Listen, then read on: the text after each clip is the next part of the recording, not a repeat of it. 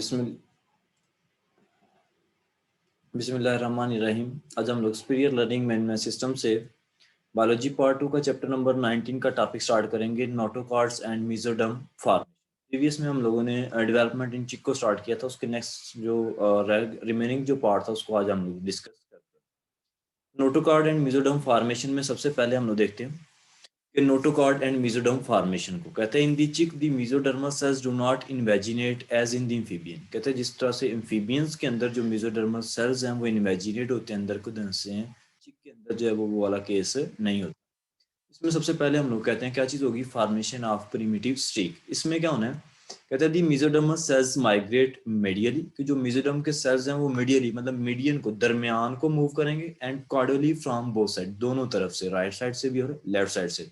And create a mid line thickening, और centre के अंदर जो है एक थिकनिंग, एक थिक सी लेयर बना देते हैं कॉल्ड प्रिमिटिव स्ट्रीक, उसको हम लोग प्रिमिटिव स्ट्रीक कहते हैं। This streak grows rapidly in the length, कहते हैं कि इसकी लेंथ में इजाफा होगा, कि लेंथ वाइज ग्रो करेगी as more and more presumptive mesodermal cells continue to aggregate in the middle, कि जब और ज्यादा जो सेल्स हैं वो सेंटर की तरफ माइग्रेट करके आएंगे तो इसकी लेंथ के अंदर जो है वो इजाफा होता चला जाएगा। ड्यूरिंग दिस प्रोसेस, कि इस प्रोसेस के दौरान, कि जब ये प्रोसेस हो रहा है, shape of blastomere is change, के जो ब्लास्टोमियर है उनकी शेप जो है वो चेंज होती रहती है। फ्रॉम सर्कुलर टू पियर, के पहले वो सर्कुलर शेप थे, बाद में वो पियर शेड में कन्वर्ट हो जाते हैं।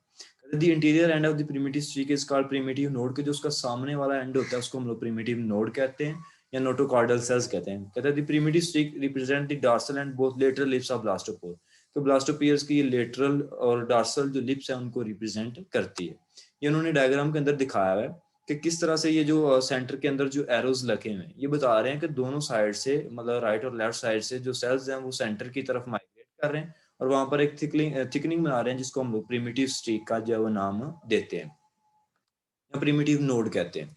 फिर हम लोग नेक्स्ट हमारे पास आ सेकंड स्टेज जिसको हम लोग कहते हैं फॉर्मेशन ऑफ प्रिमिटिव रिजेस। इसमें हम लोग कहते हैं the migration between the cells of epiblast and hypoblast, जो माइग्रेशन हो रही है सेल्स की एपिब्लास्ट में और हाइपोब्लास्ट में take place and form a groove, और एक ग्रूव बन जाती है along the whole length of primitive streak. Primitive streak की होल लेंथ के दरमियान में एक ग्रूव, एक लाइनिंग सी बन जाएगी, यूं कहने की एक ट्यूब सी बन जाएगी कॉल्ड प्रिमिटिव ग्रूव, उसको हम लोग प्रिमिटिव ग्रूव कहते हैं। कहते हैं the groove has thickening margin areas, इसके जो मार्जिन एरियाज हैं वो थिक होते हैं, थोड़े से मोटे होते हैं, जिनको हम लोग प्रिमिटिव रिजिस कहते हैं। रिजिस वैसे हम लोग उबार लाइक चीज को कहते हैं, उभरी हुई चीज को कहते हैं, इसके मार्जिन थोड़े से थिक होते हैं जिसको हम लोग प्रिमिटिव रिजिस कहते हैं। यहाँ पर फिर आगे अगला स्टेप क्या होगा कि हैंसन नोड्स ने बनना है। कहते हैं at this cephalic end of primitive streak, के प्रिमिटिव स्ट्रीक की जो फेलिक एंड है मतलब बैक साइड वाली जो एंड है, closely packed cells form local thickening, के क्लोजली पैक्ड सेल ने जो मतलब नजदीक नजदीक उन्होंने एक आर्म से थिकनिंग बनानी है जिसको हम लोग हैंसन नोड कहते हैं। कहते हैं the Hensen node mark the site of a somewhat special type of imagination, कि ये बेसिकली वो वाली साइट, वो वाली जगह बनती है जहाँ पर एक खास तरह की इमेजिनेशन आगे जाकर होनी होती है। इन्होंने डायग्रामेटिकली दिखाया कि प्रिमिटिव ग्रूव के पीछे अगर देखें तो एक लोकल सी थिकनिंग बनती है, ग्रूव बनती है जिसको हम लोग हैंसन नोड का नाम देते हैं। तो नेक्स्ट हमारे पास आ जाता है फॉर्मेशन ऑफ नोटोकॉर्ड। इसमें कहता है after the primitive streak has been form, कि जब प्रिमिटिव स्ट्रीक बन जाती है and the endoderm was well establish, और एंडोडर्म की वॉल भी बन जाती है, cells begins to push inward from the region of Hensen node, कि वो हैंसन नोड से सेल जो है वो इन अंदर की तरफ जो है वो पुश होना शुरू हो जाते हैं, to form a rod like structure called notochord, और वो एक रॉड की तरह का, एक ट्यूब की तरह का स्ट्रक्चर बनाते हैं जिसको हम लोग नोटोकॉर्ड्स कहते हैं।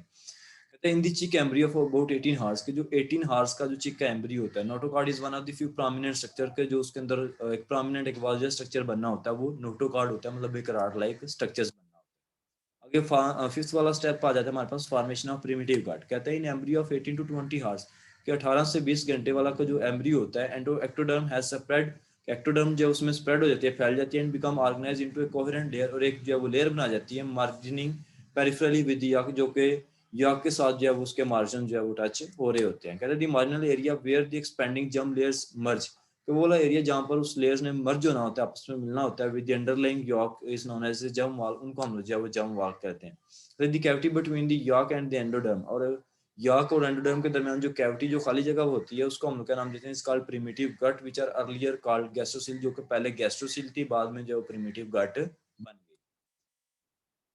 नेक्स्ट हमारे पास सिक्स स्टेप आ जाता है मेसोडर्म फॉर्मेशन। कहते हैं दी डॉर्सल मेसोडर्म, के जो डॉर्सल साइड वाली जो मेसोडर्म है इस फॉर्म फ्रॉम हैंसन नोड, वो हैंसन नोड से बनती है, and is organised into somites, और वो सोमाइट्स के अंदर मतलब स्मॉल पोलस बॉडीज के अंदर जो है वो बनना शुरू हो जाती है। कहते हैं somites are seen 20 to 5 to 26 hours embryo, तो 25 से 26 घंटे के एम्ब्रियो के अंदर हम लोग जो सोमाइट्स को देख सकते हैं। These are the compact cell masses, ये बेसिकली स्मॉलर सेल्स का एक कॉम्पैक्ट मैस है, मतलब कि काफी ज्यादा सेल्स इकट्ठे हुए होते हैं क्लस्टर्स की फॉर्म में, लेकिन immediately lateral to the neural folds के, जो कि न्यूरल फोर्स के फौरन बाद प्रेजेंट होते हैं। कहते हैं the lateral plate mesoderm is split into two sheets like layers. इसने आगे जो दो लेयर्स के अंदर जो स्प्लिट होना होता है, टूटना होता है, नंबर 1 पर सोमैटिक मेसोडर्म और नंबर 2 पर स्प्लेनिक मेसोडर्म्स के अंदर। कहते हैं the cavity form between the somatic and splanchnic mesoderm, इन दोनों के दरमियान में जो कैविटी बनती है इसको हम लोग सीलम कहते हैं। तो सीलम बेसिकली एक हम लोग कैविटी को, खाली जगह को ही कहते हैं। फर्दर आप लोग क्लासेस के अंदर पढ़ेंगे कि ये सीलम के फॉर्मेशन के लिए डिफरेंट हाइपोथेसिस हैं, जैसे कि हम लोग कहते हैं स्कियोजिलस हाइपोथेसिस है, इंटेरोसिलस हाइपोथेसिस है, कि किस तरह से ये सीलम जो है वो बनता है, उसके